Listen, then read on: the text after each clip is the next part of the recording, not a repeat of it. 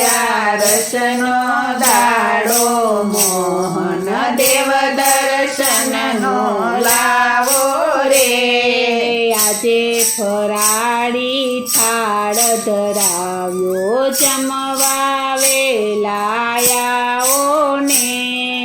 આજે ફરાળી થાળ ધરાવ્યો જમવા વેલાયાઓ ને। સાબુદાણાની ખીર બનાવી રાજગરાની પૂરી રે। સાબુદાણાની ખીર બનાવી રાજગરાની પૂરી